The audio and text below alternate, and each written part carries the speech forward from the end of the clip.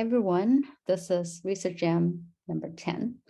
We've been doing this for over a year. It is basically a research meeting open to all. Everyone is welcome to come and share your research updates.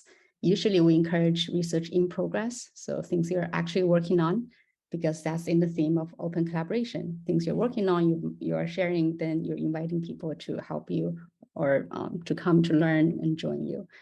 It is really scary, things that you haven't published yet, you're talking about, but I think generally encouraging fighting this fear might do well to the whole research culture. So today, as usual, we have a few submissions. Looks like one person might not be showing up, so we will start with Amanda's presentation, explaining gradients of generalization in RL agents. So if you're ready, Amanda, we can get started. So these are a bunch of experiments I did on some very simple use cases. And I did publish a blog about it and posted on Twitter, but I haven't really had a chance to talk about it. So I thought this was a good opportunity to do that.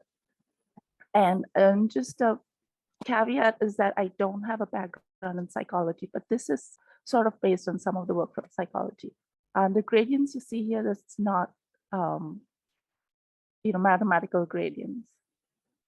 So a little bit of background is classical work in psychology from conditioning experiments. Everyone is probably aware of these, where you have a neutral stimulus, like a bell sound, and that Pavlov showed that could be associated with food, which is an unconditioned stimulus and can be used to generate a conditioned response, like salivating at the bell sound. But also later experiments, he showed that the responses could be found to occur on test stimuli, which were different, but similar to the original stimulus. So you can think of the bell sound, but maybe with different sounds or pitches. And this led to a lot of experiments which analyzed the gradients of generalization.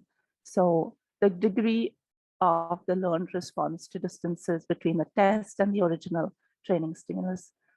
This is just an example from the work which was done by Gutman and Kalish on pigeons that were made to peck at particular keys with a certain wavelength. And this is the main focus of the experiments that I ran.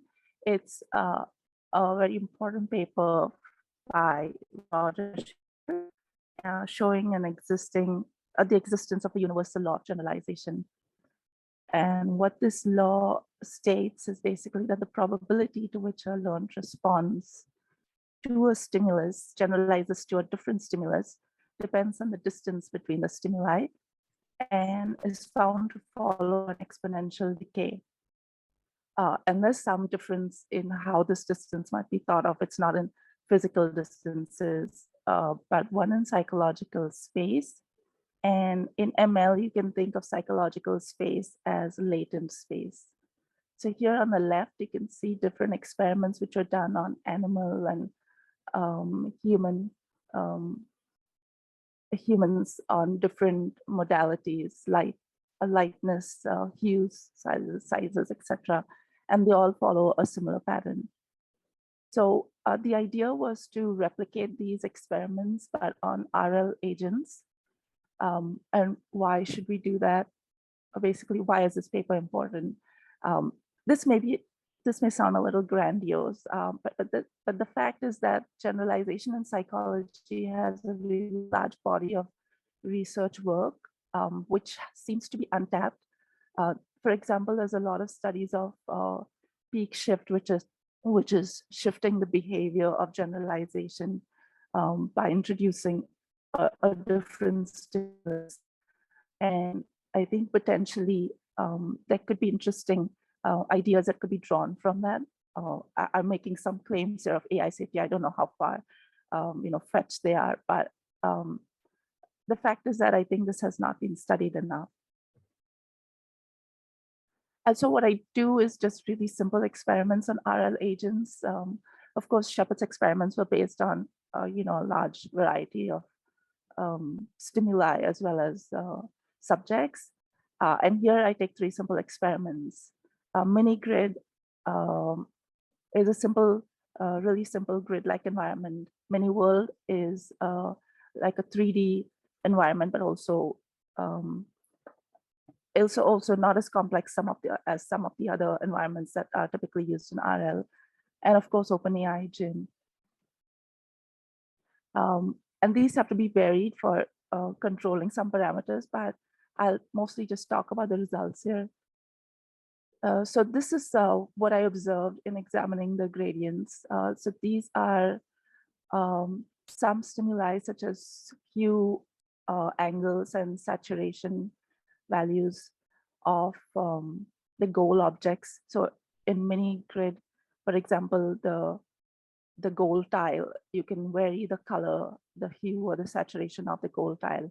And similarly, the box in the mini world hallway environment. And when you do that and experiment with varying values of these stimuli, I could uncover a stretched exponential decay with increasing distance and latent space. So that was interesting. But there's some caveats of when you might expect to see some of these results. It doesn't happen for all. For example, in this case, I wasn't able to recover a stretched exponential or an exponential curve, and there are some reasons for it. So we'll talk first about the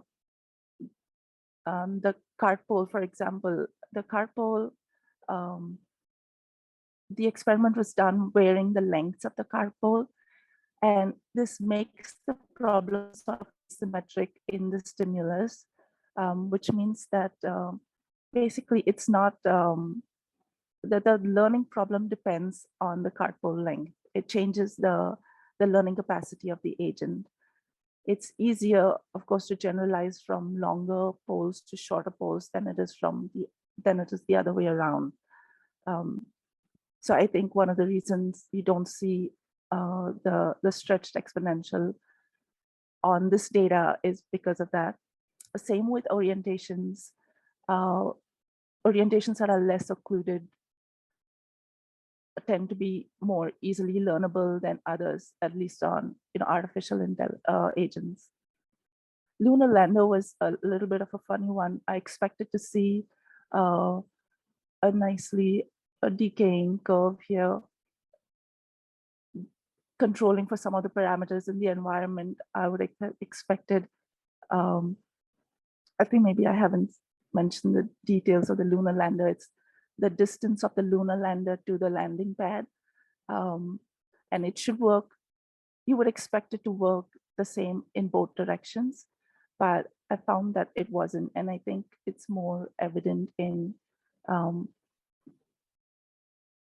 these visuals, which are based on true distance. So if you look at lunar lander, it somehow is easier to generalize going left to right than it is right to left. There may be details of the dynamics that cause this. I haven't been able to identify the exact source of this problem. But yeah, that's basically, in some cases, it does not follow an exponential curve, but that has to do with the type of stimulus that is chosen for the experiment.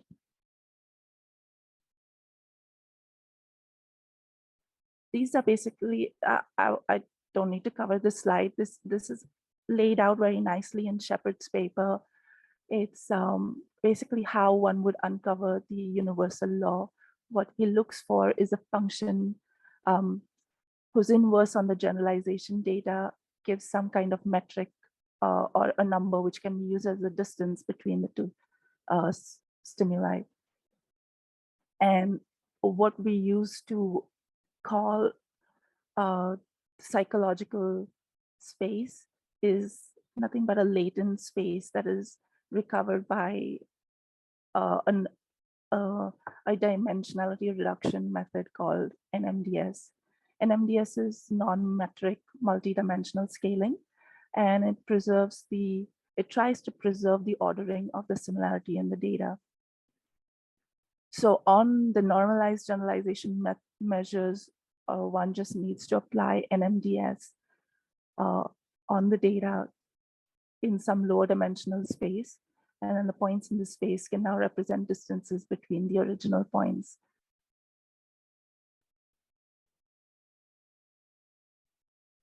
Finally, the main takeaway is that there are some, from these really simple and small experiments, I think there are some fundamental similarities between how all agents perform generalization. In case of RL agents, it may not be the case that they follow exactly the pattern of biological agents, and depending on the stimuli don't work the same way. So for example, in Shepard's paper, the experiments that were done on size and orientation were found to exhibit the universal law. But if you take those and apply them in RL, they don't show the same curves because of the way that these stimuli affect the learning problem. And so in general, only neutral stimuli, so ones that do not change the task itself, and symmetric, for example, hues or saturation, which the values do not have any preferred axes in the way they're represented. Such stimuli can produce the decaying behavior that we see.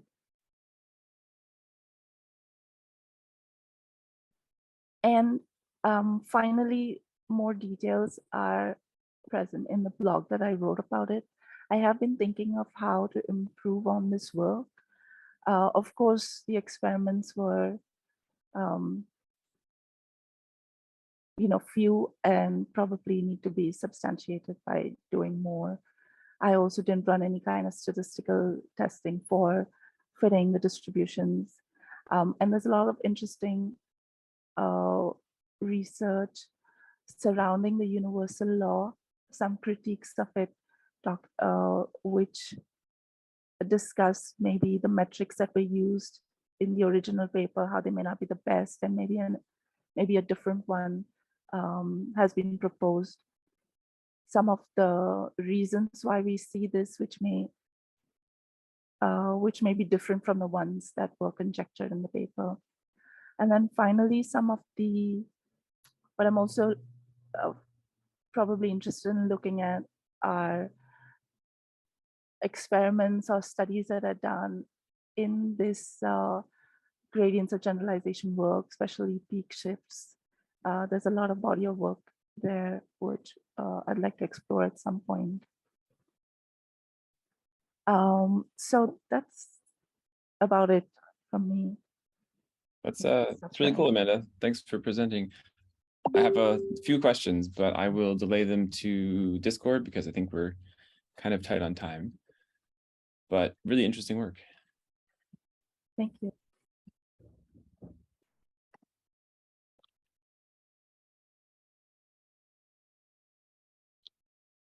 Okay, and in interest of time, let's move on to Keller, Jordan. Okay, I want to talk about a step towards understanding the accuracy distribution. So the motivation is, in deep learning, we don't just have a deterministic accuracy. When we train a bunch of networks, we get a distribution of accuracies. And it's been noticed recently that the variation in this distribution is often large enough where it'll be larger than like the difference reported by different papers. So this sort of raises various questions, like if it's true that across different random seeds, some models are much better than others, then it should become common practice for a random seed to be tuned as another hyperparameter. Anyway, so that sort of motivates why do we want to understand the accuracy distribution. So here is an accuracy distribution. This is the distribution of number of test examples correct in the SciFAR 10 test set across 50,000 trainings seems to form kind of a nice bell curve. And the question I want to ask is like, can we model or is there any way we can understand this distribution? Okay, so, well, let me go here. So the thing I want to measure is for each example, sort of towards constructing the statistical model of the distribution. So for each example, I want to measure the correctness on that example. So I feel like I'm missing this anyway. So for each example, oh, here we go. For each example, I want to say, let's measure the CA score as the fraction of the time that the example is correct. So this builds on other work there's been a lot of work recently measuring this kind of score, but across when you're varying not just the random seed, but the training data set. So for example, in this paper by Baldock and et cetera, they measure this score where they say like, when you vary the training data, when you hold out just this one val set example and you vary the training data, then how often will the model be correct on that particular example? But I want to take a similar score. Or a simpler score.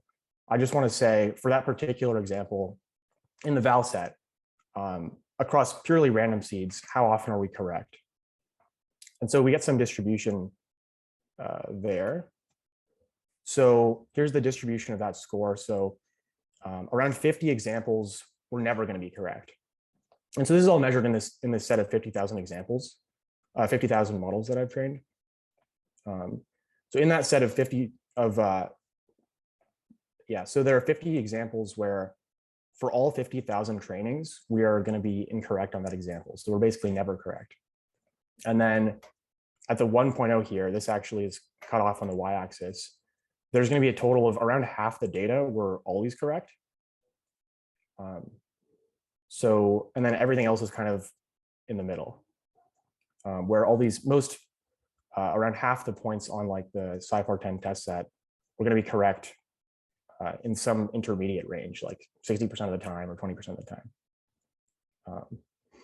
Anyway, so once we measure the score across all the 10,000 SciFar test examples, we can build this kind of simple statistical model. So we're going to say, okay, for each example, we know how likely it is to be correct. Let's just assume that this correctness is all independent. So let's assume that each time we train a model, what effectively happens is that for each example, we just flip a coin. We just say like this example, we've already measured that we're going to be correct 20% of the time with these training hyperparameters and varying the random seed. So let's just model it that way. Let's just say like when we train a new model and then we evaluate the accuracy, it's as if we are just iterating through the test set and flipping these coins with the probabilities that we've computed. So that's the model. So I want to sort of determine what's the relationship between that model and what we actually see empirically. So here's how we would sample from that model. First, we compute this probability of correctness, where we take the logits, we take the predictions for all of our, across our huge like set of training outputs, and we compute the probability of correctness for each example, which is going to go to this tensor. Then we would do something like torch.Bernoulli is just flipping all these coins, and that's going to give us a sample accuracy. So in this case, I'm just taking one of these examples and then I'm printing it. That's, for this case of 4 epoch SciFar trainings, that'll be like, the average is going to be like 8,000 examples. And so here's comparing the empirical sample with the sample from this model. And it clearly doesn't match. Like the empirical sample varies much more widely, and the sample from the model is much more concentrated. So that sort of indicates like in the 4 epoch case, the actual variation in the model quality is higher than would be predicted by this simple assumption. But here's what happens when we move to longer trainings. When we go to a 16 epoch training, it gets closer to being correct. There's still excess variation in the empirical sample. By the time you get to the 64 epoch training, which is around sort of the convergence for this model scale, the empirical sample and the model seem to agree, at least according to like the eye check, and then according to other statistical measures as well. And Yeah, so and then here's just measuring the comparison between, you take this simple model and you predict what should be the standard deviation versus the true standard deviation. And it looks like across training, there's this kind of convergence. So that sort of sums up the evidence I want to put forth for this model. Thank you.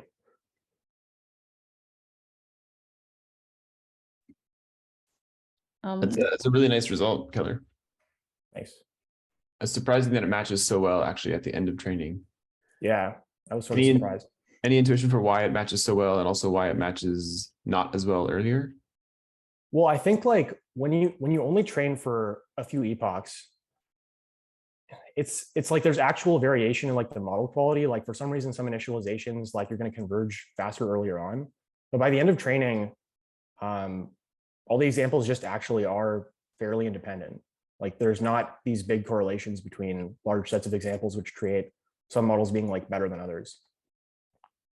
Yeah, that's sort of the best intuition I have. It's really kind of an empirical result, though. Are we seeing the samples are independent or more like the models are now giving So it's like, predictions on the samples? yeah, the latter. Yeah. Yeah, maybe it's like the models all converge to kind of the same point, same distribution, but the speed at which they get there is varying. So some models get lucky, not that they're better by the end, but that they learn a half epoch more quickly by epoch 4, or a half epoch more slowly, which then spreads the distribution out. But by the time you get to the end, all those speed of learning differences have sort of been integrated out and they've all arrived at the same spot. Yeah, that's interesting. There should be a way to like test that idea actually of like saying, you know, when there's this like large variation in accuracy for epoch 4, like, is there somehow like the ones that are further in one direction all make similar predictions and the ones that are like further towards the worse end also make similar predictions? Or is there just kind of like more variation? Like, I think a lot of these things I think that is sort of testable. So that's interesting. Maybe I'll try to test that. I think it might be hard to, so if you have models, you take a bunch of snapshots all at epoch 4, so you have a bunch of models, and then those models have a bunch of predictions, and you got a bunch of data. There's kind of almost too much to work with. If you try to analyze, like, in what way are they all right or all wrong together? What I would maybe do is make a simple hypothesis, which is the main factor spreading this distribution is differences of the speed of learning.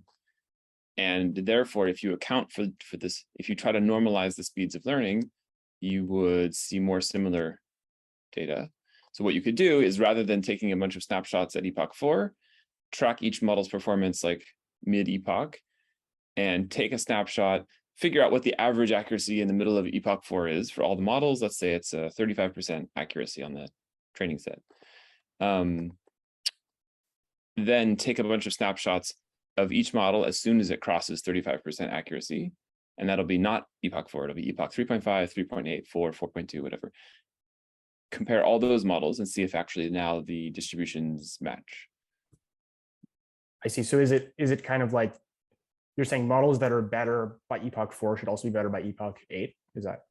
I'm saying if you compare all models not at epoch 4, but at the point that they personally cross some threshold, like 35% accuracy or whatever, then your two distributions will match, your distribution of model IID samples and empirical observations. I forget how you named them. I think just like changing the x-axis from epochs to some kind of model maturity. Exactly. Think of it simply as the accuracy of the model, but each model reach the end accuracy differently. So you can normalize those. So like how mature, how trained you are at this point. And yeah, that's it. That's interesting. Yeah, should be easy within your code base, I think, as long as you have some way of tracking this number in the middle of epochs, I guess. That does require like much more evaluations. Sure. Yeah. But yeah, that's definitely, yeah, that's interesting. Yeah, super cool. Yeah. Let us know how it goes.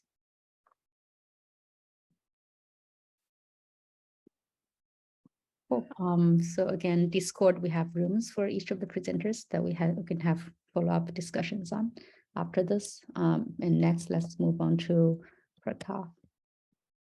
You're here. Yep.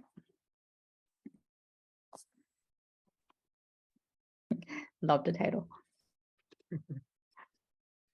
Hi everyone, my name is Prakhar and I'll be presenting an idea that has been stuck in my head for a few months now, and the fire alarm just went off. I'm so sorry about that. Uh, Maybe we can do my presentation towards the end if that's okay. I Sure. don't think, yeah. Sure. Rob, So if- sorry about can you step in, Rob, and be a fire alarm saver? Yeah, don't die, Prakhar. Like, you can escape the building if you need to. You can present from your cell phone outside, maybe in the parking lot. Yeah, I'll report back in a few minutes. Oh, God. Okay, this came sudden. Yeah. Hello, everyone. I'm Robert. I'm a third-year PhD student from Berlin and currently interning at DeepMind. What I'm presenting today is something I wanted to present already for a couple of months, I guess. So around about 6 weeks ago, I released or open sourced a package called gymnax, which is essentially implementing a bunch of classic reinforcement learning environments in JAX. And let me get started with the motivation. So what you can see here is sort of the standard actor-critic pipeline of many code bases in on-policy reinforcement learning, where essentially we have a set of actors sort of distributed on multiple hosts or multiple devices or just sort of different CPU processes.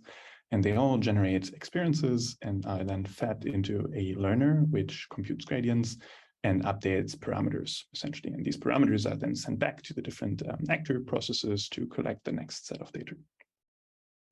And usually what this requires is that you have some form of multiprocessing happening. Okay, so this is sort of simplified by these sort of 16 individual processes which would collect data. And traditionally, these processes have been living on CPUs, right?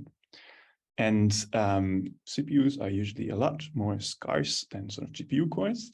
And what I'm going to talk today about or try to pitch is that it's a lot better or a lot cooler to have GPU cores or in general sort of accelerators run your environment processes. Okay. So instead of having sort of the environment transitions happening on the CPU, instead we will have them on an accelerator. And there are already a couple of projects open source available. One includes Brax, which is this library by Google Brain, which implements rigid body physics, essentially, and a set of classic environments related to the Juco environment suite. And another project is NVIDIA's Isaac Gym. And what I want to sort of say or claim is that these, first of all, don't support the classic reinforcement learning gym environments we're all used to from the OpenAI Gym API. They are not really suited for doing meta reinforcement learning, where we want to batch over multiple sort of task instantiations with different hyperparameters. For example, robots with different lengths of legs. And they are also only of limited suitability for graduate student research, where you don't necessarily have access to TPUs or sort of large GPUs, which are required for rendering these things. So what I've been contributing is this library called gymnax, which essentially tries to tackle these limitations by providing a set of reinforcement learning environments, some of them depicted here, which are sort of very familiar to many people who sort of get started in reinforcement learning. This includes sort of mountain car, acrobat, cardball, pendulum, and these sort of classic environments, but also a set of more complicated environments like the Minata environments, which are a downscaled version, essentially, of the Atari games.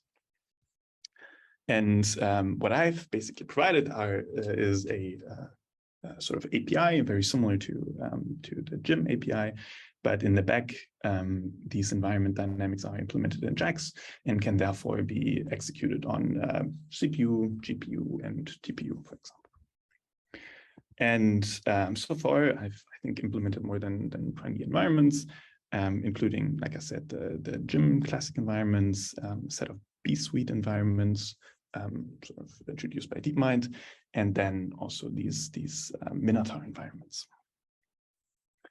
And the API is super similar to the standard API from the Gym API, where we would create an environment and then reset the environment. This would give us a state and an observation. The state sort of captures everything that's sort of a summary snapshot of the state of the agent in the environment, while the observation is what's actually being processed by the agent. You can then sort of sample an action from the action space, or have your favorite function approximator characterize some policy from which you sample an action, and then you would perform a step in the environment simply by doing env.step, providing a key for random number sampling, the state of the environment, the action, and the environment parameters, and then sort of you get returned the next state and the next observation as well, so reward. And sort of what's important here is that all these API calls, env.reset, env.step, they're all jittable, so compilable, and they can be easily executed on accelerators. Okay, so what that means is that if you wanted to have multiple actors, for example, execute a step in several environments, then you could simply vmap or pmap over env.reset and env.step, and thereby execute essentially automatically multiple actors at the same time. What you can also do is vmap over the env params. So that means, for example, in the pendulum environment, you would have as one parameter characterizing the environment, the length of the pole, right? And you could have several different lengths sort of be mapped over. And that would mean you would execute different actions for these different environments, sort of all simultaneously. What I'm showing here are now sort of benchmark numbers in terms of how fast can we execute step transitions for different numbers of parallel actors on different hardware devices. So for example, NP10 rand CPU denotes essentially the NumPy environment baseline with 10 actors which execute a random policy on CPU. And if you compare NP10 rand CPU with JAX 10 rand CPU, you can see that the speedups are like very, very large, right? So this is essentially just jitting a step transition can already give you a lot of speed up in terms of executing these 10 step transitions in parallel on the device.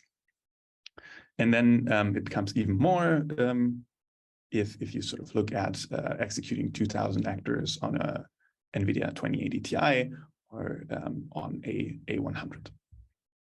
And this is all nice, but the sort of even bigger benefits you can get when looking at these Minotaur environments, which have much more complex environment transitions.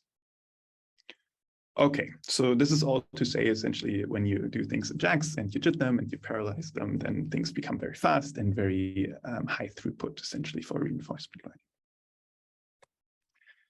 Okay, this is sort of just to show what I meant before with mapping over different environment parameters or environment specifications. So what you can see here on the right are essentially just 9 different Acrobat environments with different sort of environment settings. And what JAX would allow you is essentially to smoothly vmap over this env-params dictionary, which you would provide at step and reset, and then thereby sort of be able to execute step transitions in all these 9 environments at the same time while being on a single device and not having to deal with any multiprocessing or these kinds of things.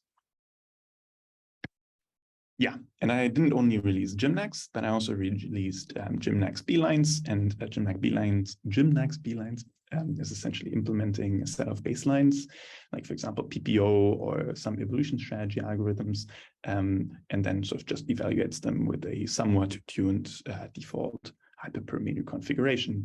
And what you can see here are sort of performances on 8 of the gymnax environments using PPO with different learning rates. And you can see sort of that things train and are comparable or essentially exactly comparable with the NumPy implementation. So you can take a policy that was trained on Acrobat in Gymnax and then sort of test it on Acrobat in the Gym API, and things are going to work the same. It's literally one-to-one translating the step transitions essentially from NumPy to JAX.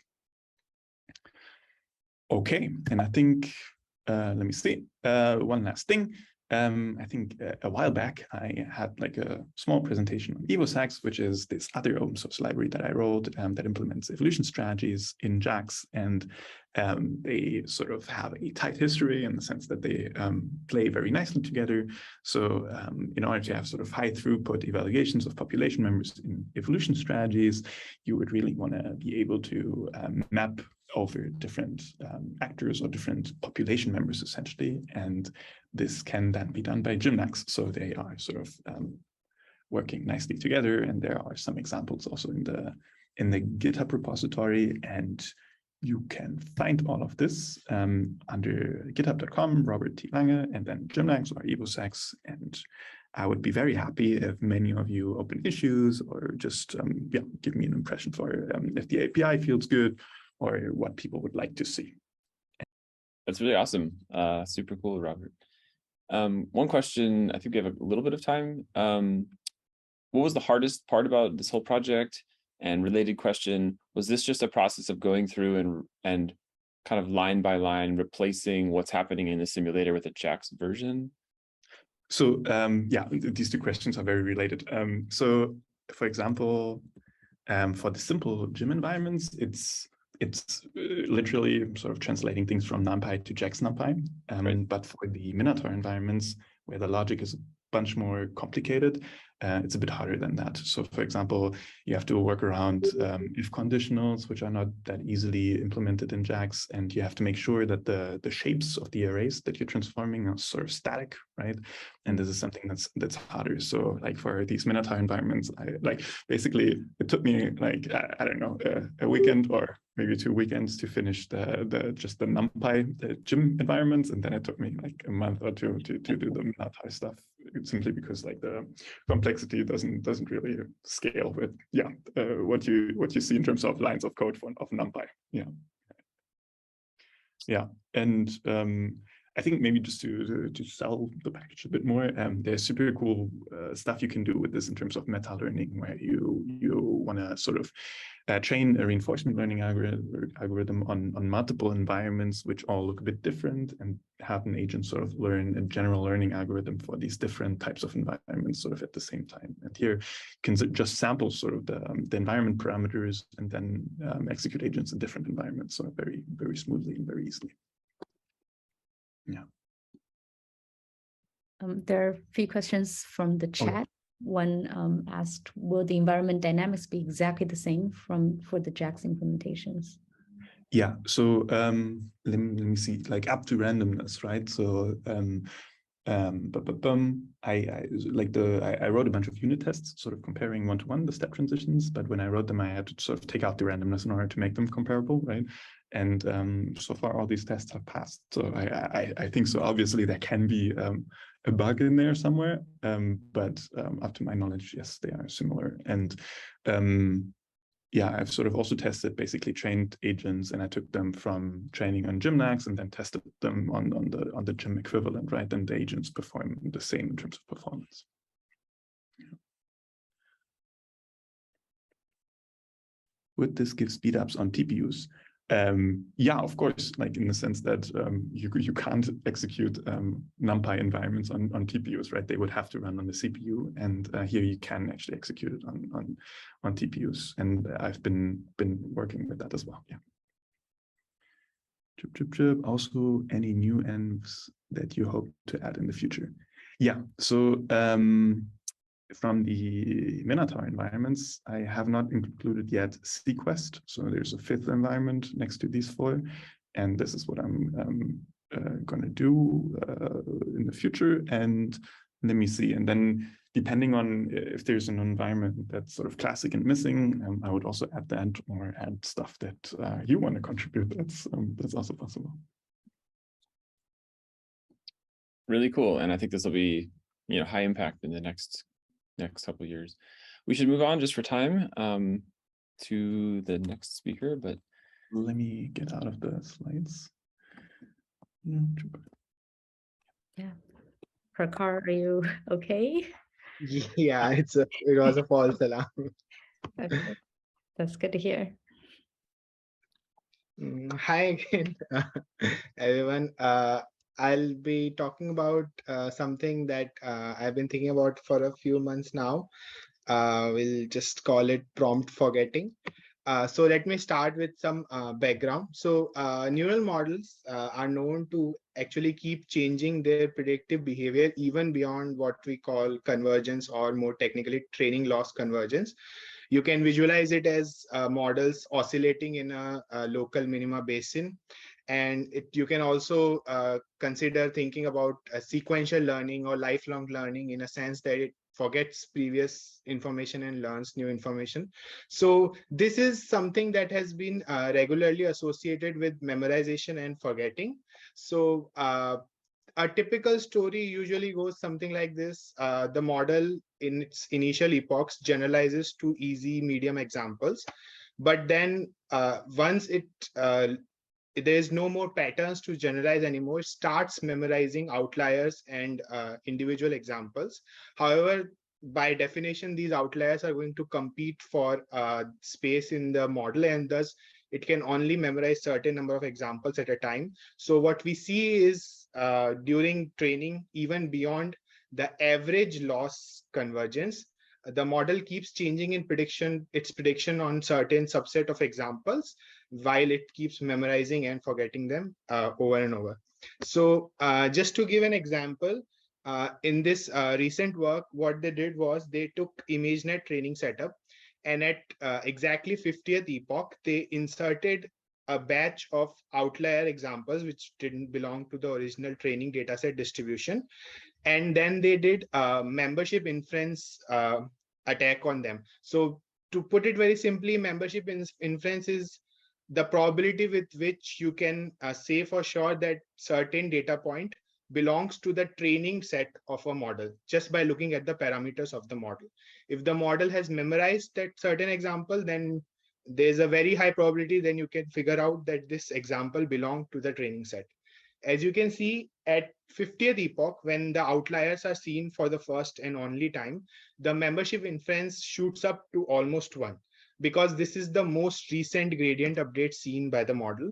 But as the model keeps on training and the distance between the last time these outliers were seen increases, the membership inference starts going down, reaching almost 0.5, which is the baseline, almost random prediction. The second part that I want to talk about is prompt engineering. So I don't think I need to go too much into detail about this, but language models can do zero shot, few shot learning based on appropriate prompts. And there's a lot of work in this field about trying to do prompt engineering, trying to learn prompts, or trying to learn models by using certain prompts and so on. Sorry, but prompt engineering is not trivial. So just to give you a very simple example, in a entailment task, if you have a premise and a hypothesis and you want to say whether this is an entailment, a contradiction, or a neutral relationship, if you use the first template, you get up to 77.2% accuracy. If you use the second template, which is just replacing the question mark with a dot and removing the comma, you see a drop in performance to 74.9. If you just move the mask towards the end, suddenly you see a drop in performance to 65.8. So the question is basically, why do certain prompts work while others don't? This is something that I personally haven't seen explored a lot. People do explore how to get the best prompts, how to learn them, but why exactly do some of them work while others don't is not something that I've seen a lot. And the bigger question that I want to touch is this behavior universal? Can I use this first template for different models or for different data sets, or is it something that is very specific to the task at hand? So to combine the two thoughts together and to touch what I really want to talk about is, so when we talk about large language models, most of the trends are checked only on single checkpoints, which is to some extent understandable, because if your checkpoints are of the order of few TBs, you can't really release multiple checkpoints of a single model. But in recent work with smaller language models, this has been shown that the trends noticed for a single checkpoint don't generalize across multiple checkpoints, whether multiple checkpoints across random seats or even across training. Sorry. So the question that I want to ask is, what if the effectiveness of a certain prompt or the failure of a certain prompt, what if this is just the property of the particular training step on which the model was stopped? What if we had trained for a few more steps, or we had stopped the training a few more steps earlier? Would it have changed whether certain prompt works better or certain prompt works worse in this setting? Sorry.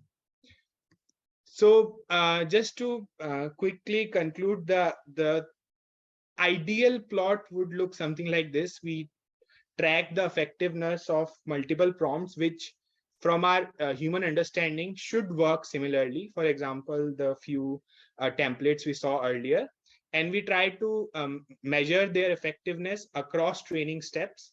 And I expect that no single prompt should be dominant across the whole training.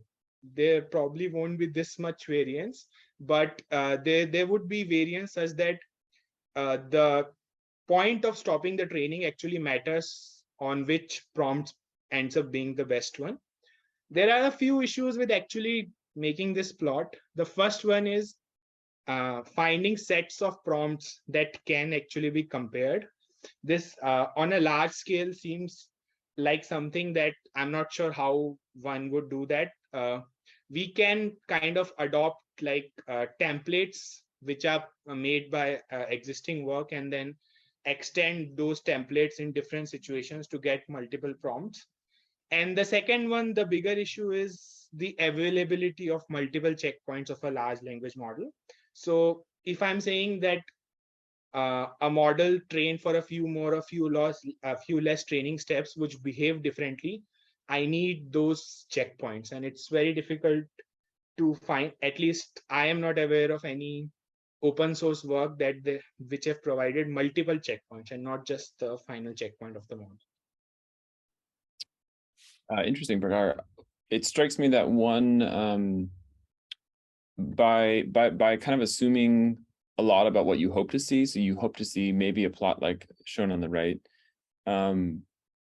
it might be assuming a little too much. But what if you kind of recast the question in terms of there is variability in prompt performance across prompts, and there's also obviously variability across models as they train. Yeah. So the question could be, how much of prompt variability is explainable by looking at just the variability of that prompt across models, and how much is explainable by the variability of a model as it trains? And probably your answer would be somewhere 30% one, 70% the other, or the alternate. A little bit like Keller's presentation earlier, if you were here for that, right? So what he did is he looked at this distribution and he kind of asked how much of it is explainable by an independence assumption over the samples from this performance distribution. You could kind of do the same thing, and then whatever the answer is, it's interesting, even if it doesn't fit the plot you kind of imagined. Yeah, I understand what you mean. So instead of trying to have multiple prompts and make them compete, we can see how their behave, if each individual prompt behavior changes across like multiple checkpoints and then multiple prompts, and how much. Yeah, that makes sense. Yeah. So then you find a bunch of prompts that are not all equally performant, right? Like the ones you showed before, they are quite different. But then track those over time, over a number of training steps, and across models that are differently initialized or something as well. And you'll see like there'll be a little variance of the prompts, and they'll all go up and down, but they might be shifted in the y-axis maybe because some prompts are just usually always better, but they will still have their own, which would be interesting to see. Exactly. The part where how much of it is really universal about the prompt and how much of it is variability across training. Yeah, that's the distinction that really really interesting. Yeah. And question for the audience, I guess. Does anyone know where Prakhar could get a bunch of checkpoints or several checkpoints of maybe open source trained models?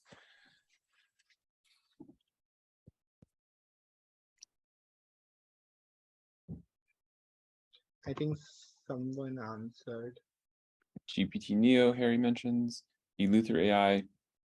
you can maybe contact Eleuther directly and just ask them, could you get a few checkpoints rather than just the one that they release? Yeah.